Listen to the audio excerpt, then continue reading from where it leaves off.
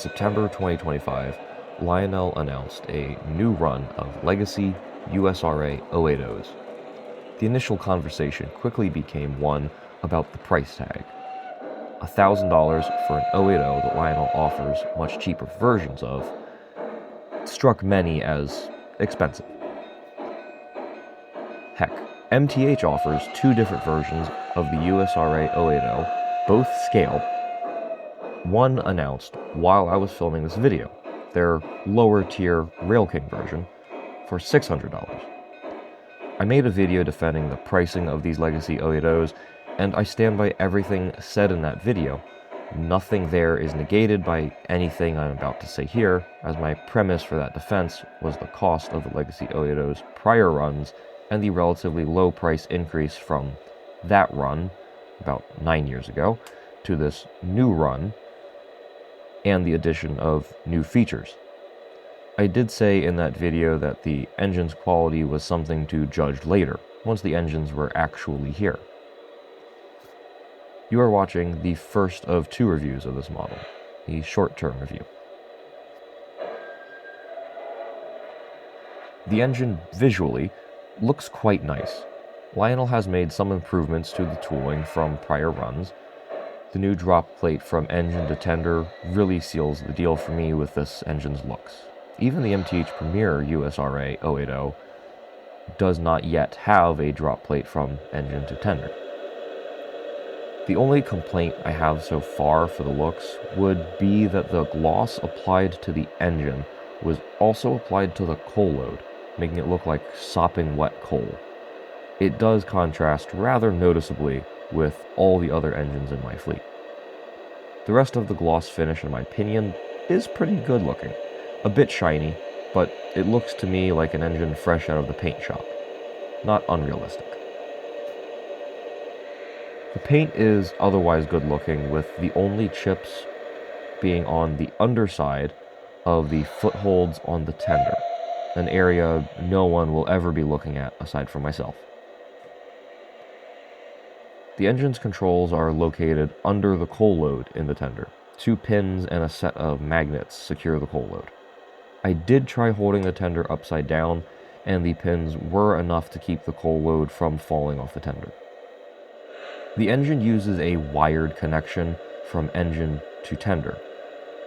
While I do like the benefits of a wired connection on this model for increased capacity for features and smooth operation over switches, the tether is exceptionally difficult to take apart once the engine and tender are together. Something thicker and simply more robust would probably hold up better and be easier to remove, if for nothing else, just to make the connection more robust. I do fear breaking one of the thin wires when taking the tender off the engine someday.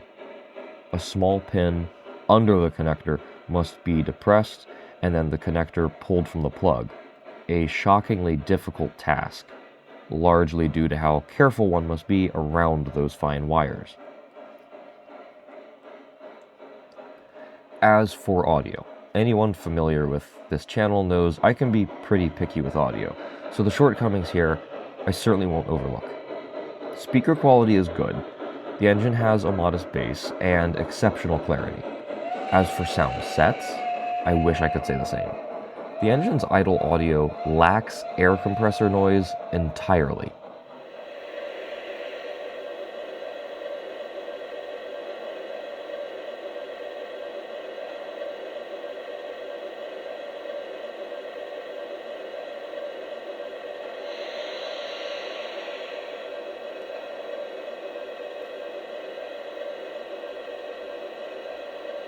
It sounds to me like around 4 seconds of audio of a steam locomotive blower and dynamo looped with an air pump in the background that they tried to edit out of the audio.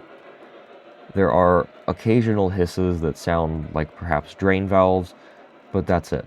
The idle audio is very empty, very hollow.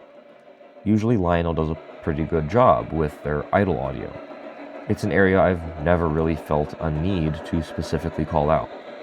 This engine, as an audiophile who spends a lot of time around real steam engines and producing films of them, it really breaks the illusion that this is even meant to be a steam engine. The whistle selection I'm almost as disappointed by. It features the single chime that seemingly all of their steam switchers get, a good whistle, and sounds surprisingly good on a speaker. The Strasburg Railroad 90s Reading 6 chime, and 2 Norfolk and Western Hooters and 1 what I think is a C&O single chime. The model is depicted with what looks to me like a New York Central 5 chime on the steam dome. I might be alone in this, but seeing that, my brain needs to at least hear a 5 chime when this whistle sounds. I do like the basic single chime that comes as default, but it's not what I'd pick for this engine. So, on to operations. The engine ran well in conventional mode, Bluetooth, and legacy control via my cab 2. The engine struggled at first with receiving legacy commands, an issue I first thought was related to the engine itself, as my Heisler was receiving commands no issue. Further investigation revealed the wire from the cab 2 base to the TIU was hanging on by a thread at the TIU terminal. I assume this was creating a weak signal, one strong enough for the Heisler to use, but not the 080. Perhaps indicative of a weak antenna on the 080, though I lack the means to properly test this with measurable results. Fixing the wire remedied the 080's signal issues entirely. Operation over switches has been fantastic, which is expected with a wired connection from engine to tender like this. The engine ran smooth at low speeds and had no issue lugging around all 6 of my heavyweight coaches and 7 freight cars on the rear. Plenty of pulling power for this relatively small model. The smoke output is okay. It's about on par with what I expect from a Lionel product, so no complaints here. The whistle smoke is actually provided by a second smoke unit, something uncommon on many of the other Lionel products I have in my collection. The steam dome cap pops off to reveal the fill hole and simply magnetizes back onto the dome when finished.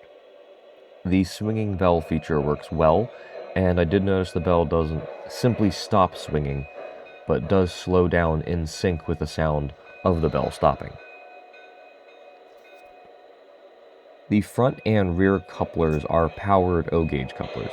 Both fire without issue, though the front coupler is so hard to close that it cannot close without forcing it closed by hand. And with so much force, it pushes the entire engine backwards if not braced.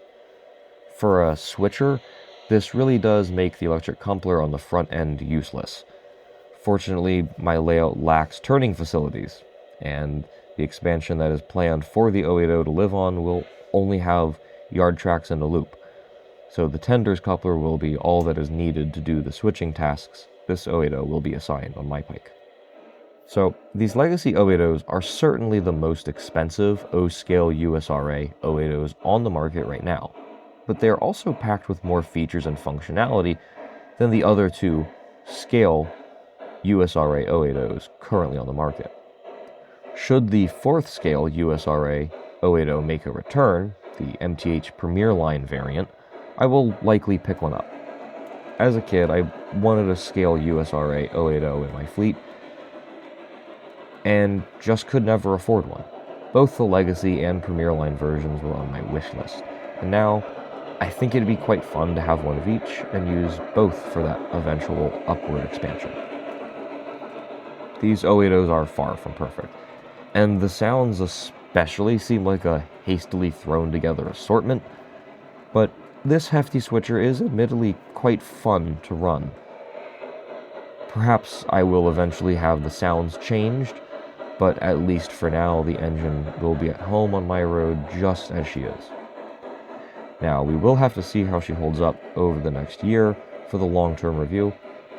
Hopefully by then, the second level will be complete and the 080 will be busy working the small yard above the main loops.